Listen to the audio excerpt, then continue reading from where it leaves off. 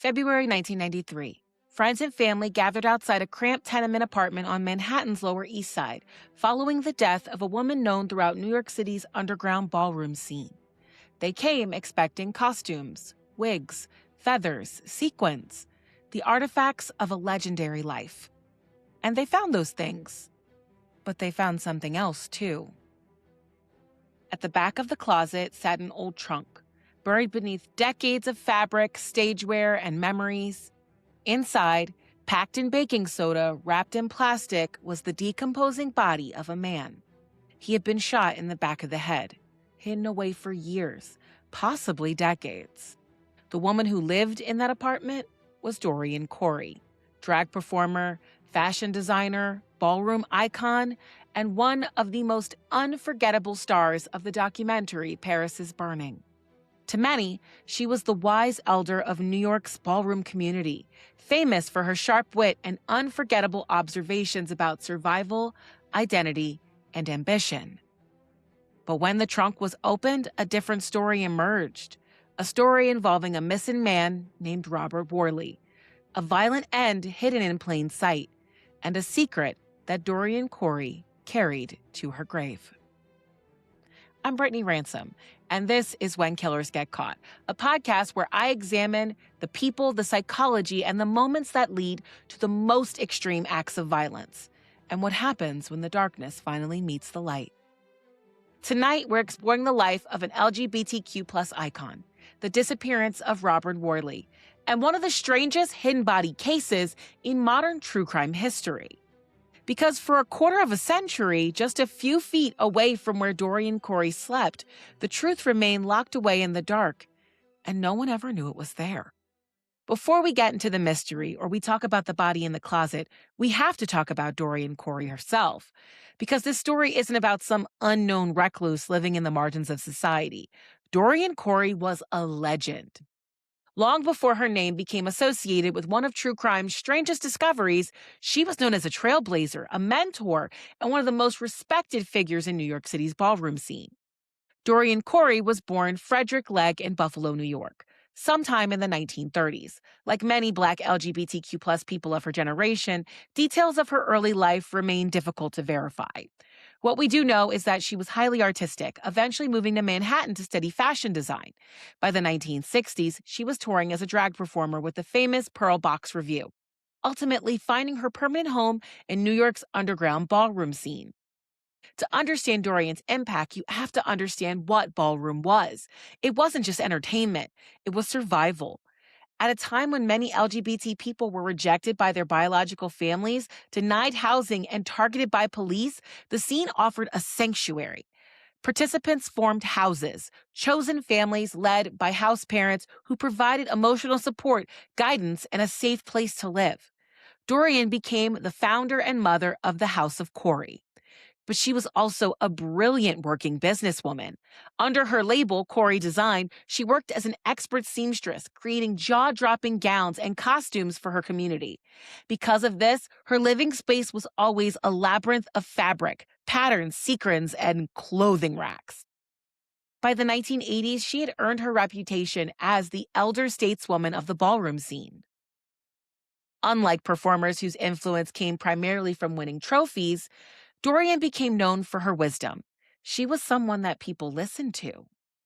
Then in 1990, she became known to a global audience through the groundbreaking documentary, Paris is Burning. The film introduced mainstream audiences to icons who had long been legends within their own community. While many cast members dazzled viewers with their high-energy performances, Dorian served as the documentary's philosophical center. Sitting at her vanity applying makeup, her interviews were thoughtful, funny, and surprisingly profound. One of her most memorable observations remains, "You don't have to bend the whole world. I think it's better just to enjoy it." It's a quote that carries the immense weight of experience. Dorian had spent decades navigating a world that routinely denied people like her dignity and safety. Yet she developed a worldview rooted in resilience. By the early 90s, Dorian was viewed as a living archive of ballroom history, but the community she helped hold together was facing an unimaginable crisis. The AIDS epidemic was tearing through New York, stealing an entire generation of LGBTQ+ artists and leaders. And tragically, Dorian would become part of that devastating toll, passing away from AIDS related complications in August of 1993. She was mourned as a beloved cultural icon and a source of unmatched wisdom. But just days after her passing, as grieving friends entered her cluttered Clinton Street apartment to pack up her legendary wardrobe, they shifted a pile of fabric at the back of her closet. And a completely different story sat silently waiting for them.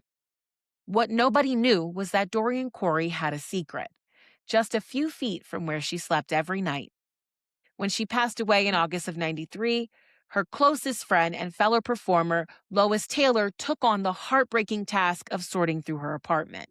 Dorian's home was a living museum of ballroom history, cluttered with racks of gowns, feathers, sequins, and Lois was actually searching through a closet looking for a specific piece of leather to sew a skirt when she shifted the heavy fabric at the back of the closet. There, tucked away in the dark, was a large green vintage steamer trunk. Tied with a thick rope, it looked like any other piece of performance luggage, save for a strip of tape on the outside where someone had written a single word: Halloween. Lois untied the rope and popped the latch, expecting to find old holiday costumes. Instead, a foul chemical odor hit the air. Inside, buried beneath layers of old blankets and wrapped in plastic, were human remains. When the investigators arrived at Clinton Street, they uncovered a grim, highly calculated scene. The body had been packed in massive amounts of baking soda to absorb the odor of decomposition, a detail that proved this was no accident. There was a deliberate concealment, and when detectives carefully turned the mummified remains over, they found the definitive cause of death: a single gunshot wound to the back of the head. But the shock was only the beginning. The medical examiner quickly realized this wasn't a recent homicide. The condition of the remains suggested that the body had been locked in that trunk for decades. Let that sink in. Dorian Corey had lived in that apartment for years, hosted parties, mentored young ballroom kids, applied her makeup, given her famous philosophical interviews from Paris's Burning, all while this murder victim sat just a couple of feet away. Even more chilling, Dorian hadn't lived on Clinton Street her whole life. She had actually moved multiple times over the last 30 years, which meant that every time she packed up her life and moved to a new apartment, she hired movers, paid the fees, and consciously transported this heavy steamer trunk and the body inside of it with her. Investigators eventually traced a lead to a man named Robert Worley. He vanished off the face of the earth in the late 1960s. But in that immediate moment of discovery, the ballroom world, a community built on sanctuary and survival, suddenly found itself thrust into a media firestorm. This wasn't about fashion or performance. This was a story of cold-blooded secrecy. How did Robert Worley end up in Dorian's closet? Why did she keep him there? And what was the real story behind the icon who took a secret to her grave? After the shock of the discovery faded, investigators had to answer the most basic, vital question of any homicide investigation. Who is this man? Time had done what it always does, eroding physical details and complicating identification. But forensic examiners still had a distinct advantage. The baking soda had partially mummified the remains, leaving skin on his fingertips pretty much intact. Detectives ran the prints through the system, and they got a match. The man in the closet was named Robert Worley. He had been missing since 1968. And suddenly, this was no longer just a bizarre discovery in an icon's apartment. It was a cold case that had finally resurfaced after 25 years. So who was Robert Worley? Unlike Dorian Corey, Robert lived entirely outside of the public eye. He was born in the South before moving north. And he was a man with a family, a brother who loved him, and a complex life in New York. He was actually a married man. He and his wife Gertrude lived in the Bronx. But Robert struggled. He battled severe alcoholism and schizophrenia, and he was known to have a history of volatile, sometimes violent outbursts. Because he could occasionally disappear for weeks at a time during these mental health crises, when he vanished permanently in 1968, the family feared the worst but lacked any clues to find him. For a quarter of a century, this family lived with agonizing silence, the kind of unresolved grief that never settles because it doesn't have an ending. When investigators started digging into Robert's ties to Manhattan, they found a paper trail that led him directly to Dorian Corey. The two had been in a passionate, highly tumultuous relationship in the mid to late 60s. In fact, police searching the apartment found old, frantic notes from Robert to Dorian, hinting at a relationship pushed to the brink mainly by his unstable behavior. And at some point in 1968, Robert entered Dorian's apartment on Clinton Street and never left. The forensic findings made the final moments of his life very clear. Robert was shot a single time in the back of the head. It definitely wasn't an accident, and it wasn't an illness. It was a violent death followed by an extraordinary act of concealment, which led to the heavy question that still sits at the dark heart of this entire mystery. Why would someone preserve a body in a closet for 25 years? Was it a cold-blooded calculation? Was it sudden panic? Or was it something a lot more complicated? A desperate act of survival by a marginalized person who knew that if she called the police in 1968 as a black drag queen, it would mean that her life was over, even if the person she had killed was violent. There were no easy answers. But by putting a name to his remains, Robert Worley was finally given his identity back. He was no longer just a secret in the closet. He was a human being whose story demanded to be told. By the time the investigators identified Robert and mapped out his very volatile history with Dorian, one thing became immediately clear. There was never going to be a definitive, courtroom-ready explanation for what happened inside of that apartment. The only two people who knew were both dead. What remains are theories, frameworks built from fragments, community memory, and forensic fact. None of them are complete, but each one tries to answer the same question. How does a man end up locked in a closet for a quarter of a century? The most widely accepted explanation within the ballroom community is rooted in self-defense. Robert Worley was a very large, powerfully built man with a documented history of severe mental illness and violent outbursts. Dorian Corey, by contrast, was slight in frame. According to underground rumors that circulated after the discovery, Robert had broken into her apartment and flown into a violent, alcohol-fueled rage. In the cramped room, facing a massive physical threat, a firearm would have been Dorian's only equalizer. The single gunshot wound to the back of the head suggests a frantic, chaotic struggle for survival. But even if the first act was defensive, the second act moves it into a completely different psychological space.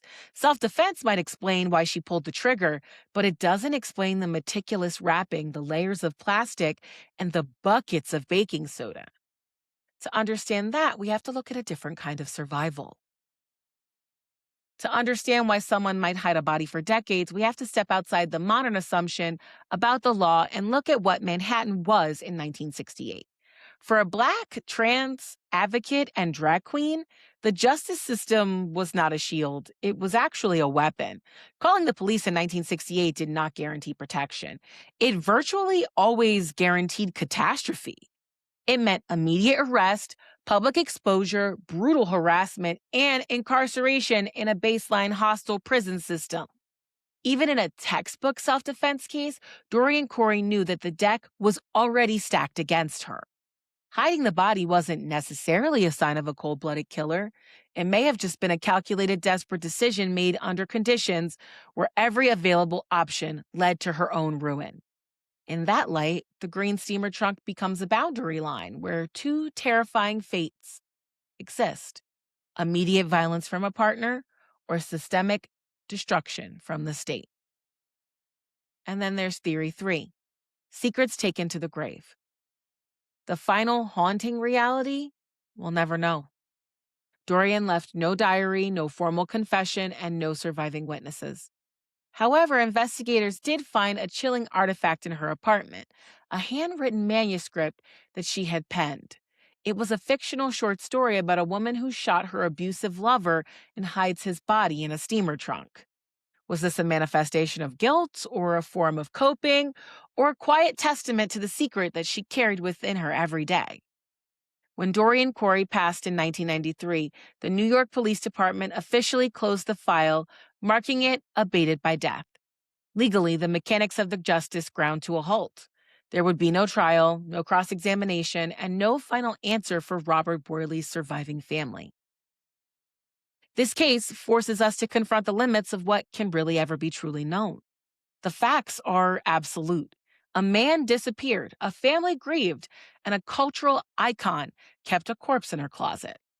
But the space between those facts, the fear, the panic, the burden of the secret, remain locked away in the dark. Some stories don't end with a gavel sounding. They end with absence. And the questions are all that remain. At this point in the story, it becomes easy for the conversation to collapse into something simple: a binary, a label, a clean moral category that makes the discomfort easier to manage. Was Dorian Corey a victim of circumstance or a perpetuator of violence? Was she a cultural icon or someone who committed and concealed a murder? Real life rarely respects those divisions, and this case, more than most, refuses to sit neatly in either box. So the questions we're left with is not what happened in that apartment, it's how we're supposed to hold all of it at the same time. Because on one hand, there is Robert Worley, a man who disappeared without explanation, a man whose family spent 25 years searching for answers they never received. A life cut short, violently, with forensic evidence pointing to homicide. That reality doesn't dissolve just because time has passed or because context is complicated.